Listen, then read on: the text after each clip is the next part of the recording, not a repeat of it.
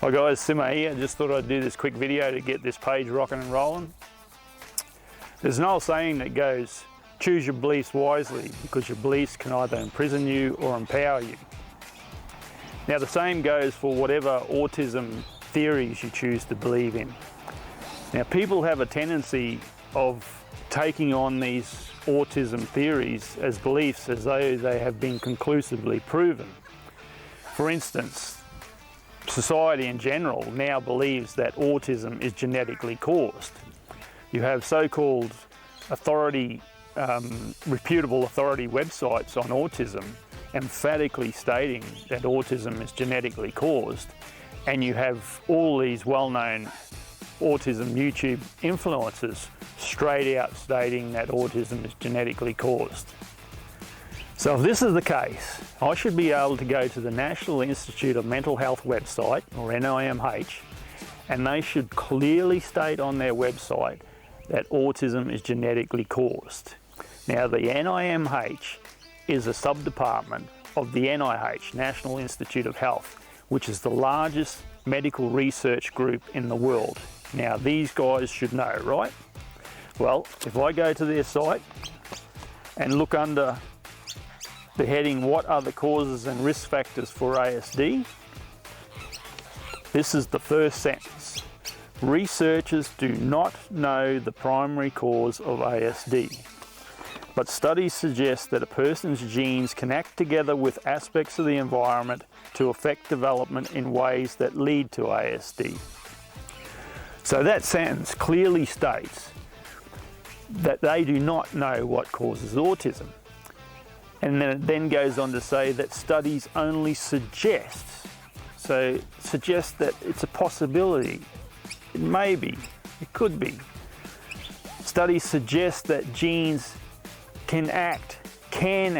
Just because they say it can act doesn't mean it necessarily does so. So it can act with the environment in ways that lead to autism. Just because it leads to autism, they're not saying that it causes autism. So the idea that autism is genetically caused, it's just an unproven theory. And regardless of how much supporting evidence they claim to have, evidence is not proof. Evidence is just a clue that something may be true. Whereas proof, that is absolute, that thing is truth beyond a doubt. So when you strip out all the unproven theories out of what they claim to know about autism, all you are really left with, the only thing they really know is that autism is this something that somehow affects the early developmental years at a neurological level. So if I had decided to take on the theory that autism is genetically caused as an absolute belief, it would have been a disempowering one for me. When I first realised I was on the spectrum at the age of 50, the first thing I did was join a heap of autism and Asperger's groups. Now I immediately noticed that many of the people in these groups were struggling with challenges that I had managed to overcome years ago, and they believed that these challenges were unchangeable because autism was genetically caused. At the age of 25, being absolutely clueless to the fact that I was on the spectrum, I inadvertently took on the belief that my life troubles were due to negative emotion I had stored in my traumatic memories. Now that difference in belief is what changed everything, because I then also took on the belief that there was nothing in my life that I could not change as long as I had enough desire and the courage to do so. So choose your autism theories wisely, as they have the power to either empower you or imprison you. The mental health establishment's current model of autism is a disempowering one. It imprisons you.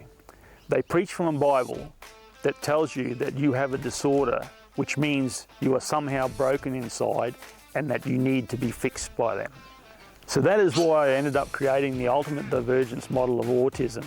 It's an empowering model that has changed my life in ways that I could not have imagined. So I'll put a link in the description below this video to my free PDF, The Top 3 Myths About Autism and the Path to Spiritual Wellness for Autistic Adults. where you can begin learning my ultimate divergence roadmap to absolutely thriving on the spectrum. And if you want to learn more about my ultimate divergence theory of autism, which is an empowering one, well then this video up here is probably what you're looking for.